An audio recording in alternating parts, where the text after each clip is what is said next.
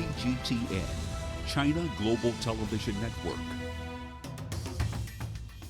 Since Dr. Abiy Ahmed became Ethiopia's prime minister in April, the country has seen some of the most fundamental reforms unthinkable not so long ago.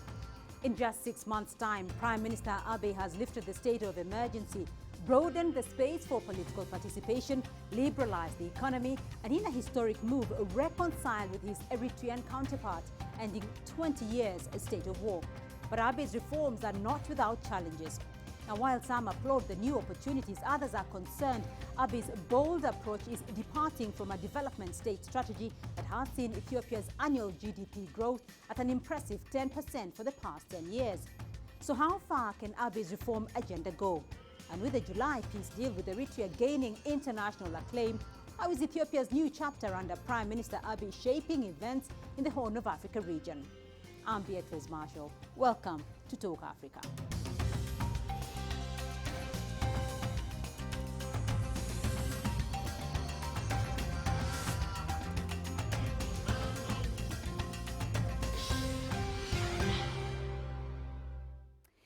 Now, not only Ethiopia, but the rest of Africa and the world have all been stunned by the drastic winds of change that have swept the East African country since April this year, when Prime Minister Abiy Ahmed was sworn in. My colleague Girum Chala is in Addis Ababa, and he paints us the picture of Prime Minister Abiy's reforms on the ground. Abiy Ahmed took up the top job in Ethiopia 6 months back, replacing the resigned Prime Minister Hailemariam Desalegn. During the past 6 months, however, Abiy has introduced major reforms ranging from widening the political space to taking steps to liberalize the economy. This is Obang Meto, an Ethiopian rights activist and CEO of the US-based Solidarity Movement for a New Ethiopia. Obang says Abiy has achieved a lot within a short period of time in his quest of creating a better Ethiopia. The Abiy coming to power, he has done some things in the last 6 months, which was never been done in the last 27 years. Ethiopian were speaking a language of ethnicity is going to explode. Ethiopia is emergence of, a version of the failed state, and it will be. But for him coming into power, it has changed drastically in a way that no one would have ever thought of it. The Ethiopia-Eritrea almost 2 decades of deadlock got answers within the last 6 months too. The rapprochement between the two states is still stunning many. Back home and on the economic front, Abiy has also introduced major reforms. The plans include selling minority shares of successful state-owned enterprises such as Ethiopian Airlines and Ethio Telecom. Abiy Ahmed's latest move was a cabinet reshuffle, the parliament's appointment of a cabinet of which half of it is occupied by women has managed to get Ethiopia positive global attention and became headliner on major media outlets. Ethiopians too are happy and welcomed the woman minister's appointment. Oh, it made me so happy. I think it's excellent for Ethiopians, women in general. I think there are a lot of women who will look up to this and will be inspired and will look for a position in higher level. I think it's really good. It's a very bold move by the Prime Minister, and I'm very happy about it as a woman and as an Ethiopian, as an African as well. I think they're very capable, and I'm glad it's with merit. The appointments with merit. It's just not by face value if we have this many women. Still, the new Ethiopian administration has serious challenges it's facing at the moment. Insecurity and ethnic-based violence are at the top of the list. Ethiopians will go to polls in less than 2 years' time. And by then, many opposition parties, including those who returned home after many years in exile, will contest against the ruling EPRDF party. Many say what Prime Minister Abiy's government can accomplish in the next year will hugely impact the outcomes of the upcoming general elections. Grumdara CGTN, Addis Ababa, Ethiopia.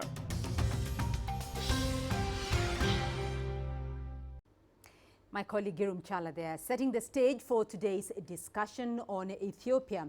Let's now expound on the developments in recent months in Ethiopia. I'm joined in studio by Ethiopia's ambassador to Kenya, Ambassador Dina Mufti. Also with me in studio to help us assess the regional scope of this discussion is Dr. Mustafa Yusuf Ali. He is the co-founder of the Horn Institute of Strategic Studies and a conflict resolution expert. Thank you, gentlemen, for joining us on Talk Africa. Now, Ambassador Mufti, let me start off with you and give us a bit of insight on Prime Minister Abiy here, because he's seen as a reformist prime minister. At 42 years of age, he is Africa's youngest leader today. Some of the reforms he's implementing in Ethiopia are seen as quite radical. Give us an insight into some of the fundamental changes that he's trying to make. Thank you very much. Thank you for having me at your show. And well, you are right. The Ethiopian Prime Minister, Dr. Abiy Ahmed, is a reformist leader in Africa, and he has been doing a lot since he assumed power in the country. In a short while, he has taken so many radical socio-economic measures that can transform the socio-political landscape of that country, as well as that has a fundamental impact on the region as well. One of the things he has done was the socio-economic transformation, the political socio-economic transformation within the nation, in the sense that he expanded the political space, political landscape, by widening the political playing field for all political entities in the country. He released a lot of prisoners who were assumed to be quote-unquote political prisoners. In fact, he declared amnesty for those who were considered to have sins, that's quote-unquote political mistakes. So he has radically taken serious socio-economic measures that could transform that country. He has also took a measure that would solve the misunderstandings that we have had with our neighbors, particularly with Eritrea. Right. And that also is a very big measure. We're going to talk about Ethiopia, Eritrea, and Djibouti, Somalia situations in a minute. But Dr. Mustafa, let me get your thoughts on this, because as the ambassador says, some of the radical measures includes expanding the political space, but there are also some major economic reforms that the Prime Minister has undertaken. Your thoughts on those reforms, and have they come as a surprise to you? No, Beatrice, not coming as a surprise. These reforms were long overdue. Ethiopia is one of those countries that had registered very consistently very high economic growth. And with the rising population, it's very important that Ethiopia maintains the consistency of the economic growth. Now, without reforming Ethiopia, the economic structures there, democratizing the country further, Ethiopia was bound to have this high, sometimes up to 10% growth coming down. And of course, the increasing role of the diaspora in Ethiopia's economic, which has been supporting Ethiopia's economically for a very long time. The diaspora, Ethiopians in diaspora were actually demanding that they need to participate more in the economic growth of their country. The other bit is the foreign debt, which is a problem for most countries in Africa, increasing foreign debt, and then the foreign exchange volatility for the birr, which saw the devaluation of the birr by, I think, about 15% in 2017. It was very clear that reforms in Ethiopia, both political and economic, was a matter of fact just to happen. Ethiopia has had a very strong state development situation there. Compare with us over the last 27 years. What is the biggest fundamental change or deviation that Ethiopia has taken now under Prime Minister Abiy that was there during Prime Minister Meles Zenawi? It was true that Ethiopia was doing very well as compared to most of the countries in the region, it was one of the fastest growing countries over the last 15 years, for that matter. It used to register double-digit growth consistently for years. However, there are certain limitations, socio-economic and political limitations that should have been overcome. And also he felt taking on board Ethiopians of all sorts, which some of us, some of the sectors, some of the social sectors felt alienated and were not on board. He actually realized that as well. This is what Dr. Mustafa was talking about. Right. It's about mobilizing the huge diaspora population. It's about overcoming, helping them to overcome their sense of alienations. It's about empowering everybody else, empowering women, the youth, the elderly, and all other sectors of the people. These are some of the things that the current Prime Minister has taken. So there are quite a few points of diversion here from the 27 years over the last 27 years. But Dr. Mustafa, let me look at the economic aspect here, because consistently Ethiopia's economy has delivered about 10% economic growth over the last couple of years, and the state development model seems to have been working for Ethiopia. So what do you think, though, involved the rewriting of Ethiopia's economy, because it has been working up until this point?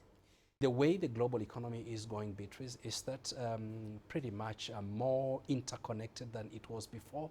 You need to have new ideas coming in, and it's the people. Ethiopia, with a country of, I think, 100 million plus population, when you have good ideas from, and it's a young population in telecoms, in new media, and economy that is globalizing, then you have a huge number of people, including business companies and individuals, that are engaged in production. And the young people, and you can see that across Europe, across Asia, the young people are generating, are coming up with ideas that are generating tremendous amounts of resources, particularly in the media industry. Beatrice. Right. In terms of the political space, though, because the Prime Minister has said that there will be elections in 2020 quite soon, and he wants to open up and widen the democratic space. How is that going to happen? That's going to happen by empowering all people who feel concerned about that country. It's about democratizing the country, about introducing full democratic credentials to that political landscape. It's about running free elections, transparent elections, elections that would be credible in the eyes of the citizens as well as the international community. Unlike the elections that we have had previously, which had some limitations that we have already sorted out. These are some of the things that we are going to do. Dr. Mustafa, though, how are you viewing this? Because the EPDRF has been the ruling party since Prime Minister Meles Zenawi for the last 27 years. Opening up that democratic space with a party that has been dominant for so long, how do you see that panning out? Yeah, Dr. Abiy is very courageous to very soon actually be calling for an election in 2020. EPDRF is a political party that has basically been reigning supreme in Ethiopia's politics. If managed well, then Ethiopia is going to emerge a very strong country. And if it's going to make sure that the usual suspects, playing around in a kind of a tribal entrepreneurship in a country, as we have seen in other countries, including this country in Kenya, and taking advantage of tribal affiliation. If Dr. Abiy is going to manage that well, going to manage that process, and democratize in such a way that Ethiopians will feel more Ethiopian than belonging to either that Oromo sub-tribe or other tribe or Somali, Amhara, Tigray, then Ethiopia is going to emerge much stronger. It's going to take time, Beatrice. It's not going just to happen over a 2-year period. No, I think perhaps 2020 will just be one of those milestones. And this is going to be a project in itself to galvanize the patriotism of Ethiopians to support Ethiopia as a country. And we're seeing a lot of first, though, from the Prime Minister here, a president, the first lady woman president in Ethiopia. We're also seeing a cabinet being reconstituted. 50% of the cabinet now in Ethiopia's cabinet are women. What message do you think, though, that Prime Minister Abiy is trying to send here to the region particularly? Yeah, this is about gender parity. It's not only about gender parity, it's about equality and democratization as well. If you talk about democratic society, you cannot forget or neglect half of your population, which is women population in our case, even more than 50%. That is where, and in fact, where the energy, the potential for development can come. And therefore, this is a male-dominated society for years, and it should be broken somewhere, and this is what the Prime Minister has done. I think it's a big lesson for Africa, which is a bit behind many countries, especially the Scandinavian countries, with regard to gender parity.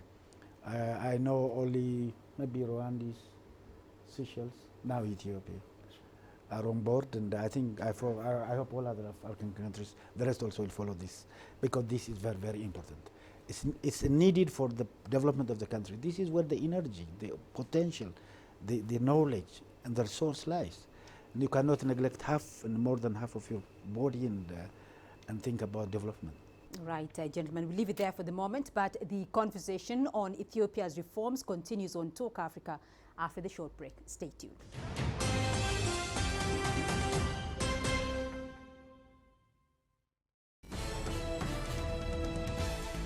China Global Television Network. From broadcast centers in Beijing, Washington, and Nairobi. A unique global perspective. 6 channels and a video content service. News when you want it and where you want it. On TV screens, websites, mobile platforms, and social media. CGTN. See the difference.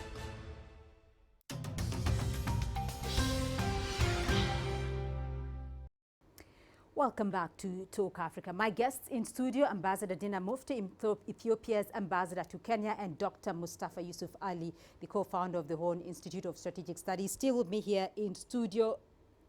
Dr. Mustafa, before we get to the regional impact of Ethiopia's reforms, I just want to get a feeling from you as to the sustainability of these reforms in Ethiopia, and exactly what kind of challenges is Prime Minister Abiy likely to face in implementing his reforms?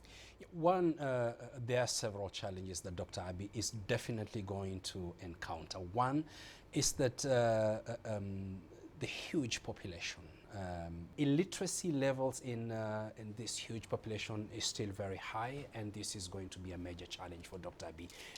The other challenge will still lie in the elites that are used to certain levels of comfort, power, and freedom to do what they want to do. That is no longer going to be there, Beatrice. And it's very clear with Dr. Abiy's democratization and the speed with which he's running, some people are going to be left behind. These people that are going to be left behind, that are used to political power, real political power, are going to want to either slow down Dr. Abiy or are going to want to stop the reform process. And this is going to be a major challenge for Dr. Abiy.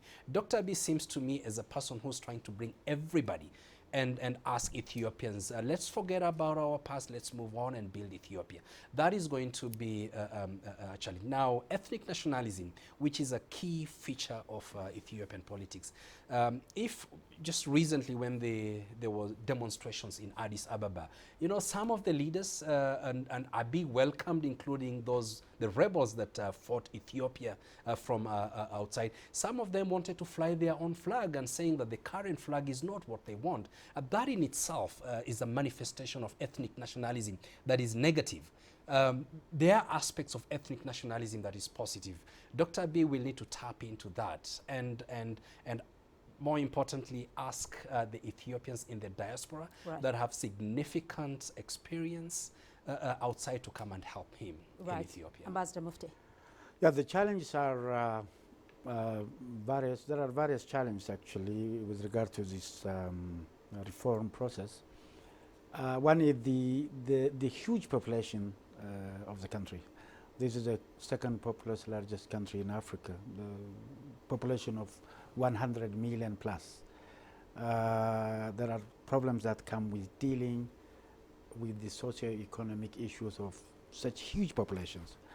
There are problems also that have been accumulated over the last 27 years, even more. And these are the problems that the reform process is good and it's going to deal with the problems, but it is very difficult to come out with overnight solutions for these problems. So the need for patience on the part of the population is very, very important, proper.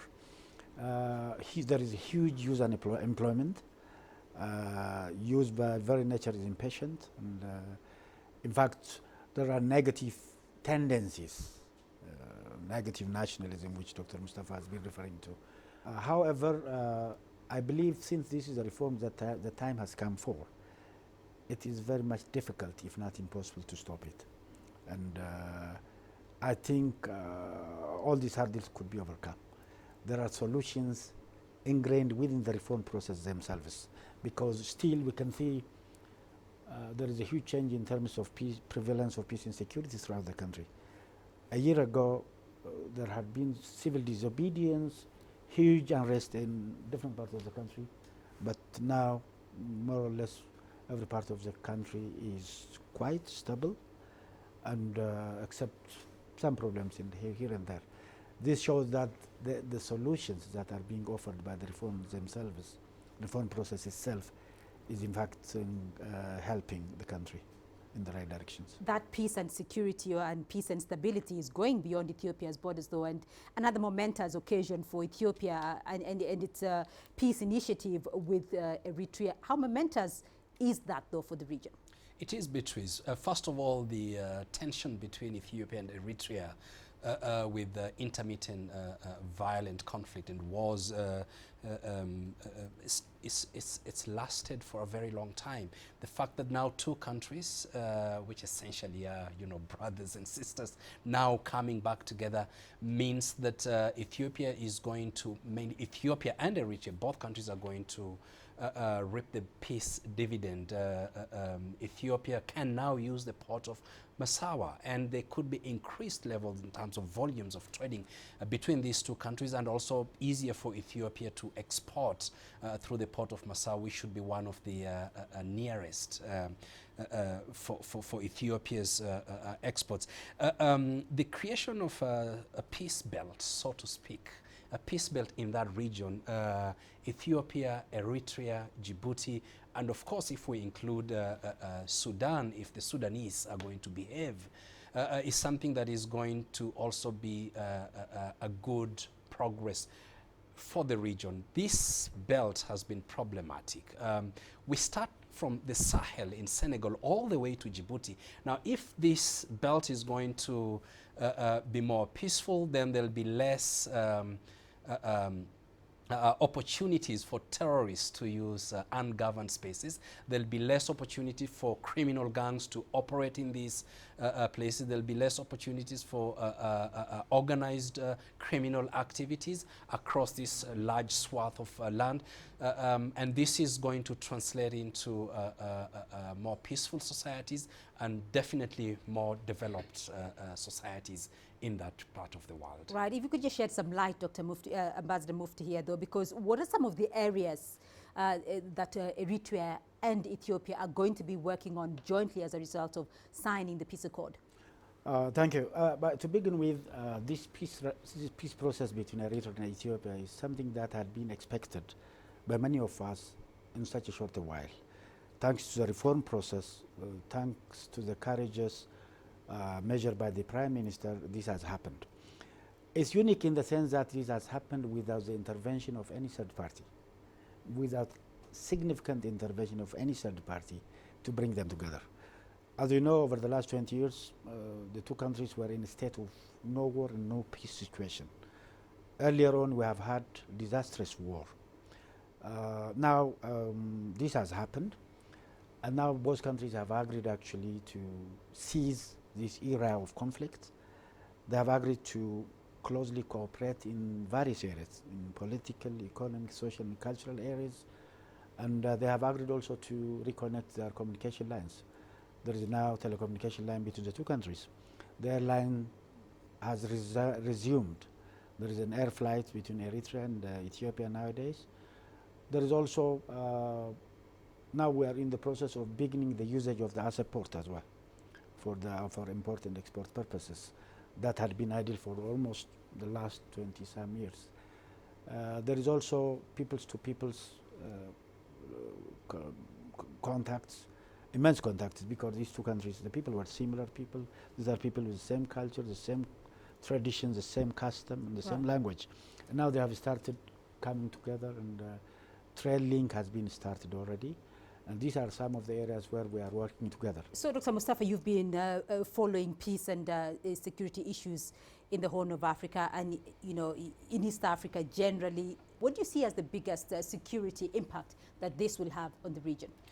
Dr. Abiy has catapulted himself into a regional figure, an African figure perhaps, that is interested and is keen, not just keen, but working towards aggressively working towards a peaceful resolution of the conflicts in the region.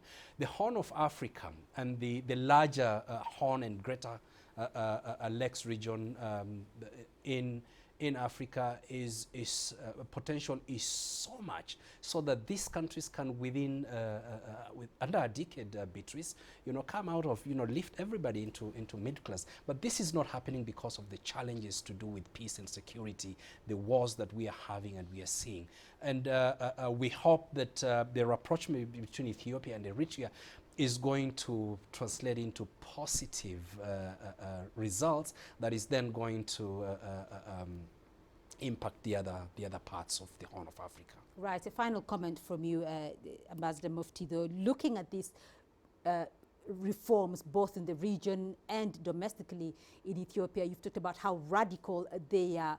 How sustainable, though, are they in the long run, and how successful do you think they're going to be? Well, I hope and believe that it will be sustainable and it will be successful as well, because it is in the interest of the majority of our people in the region.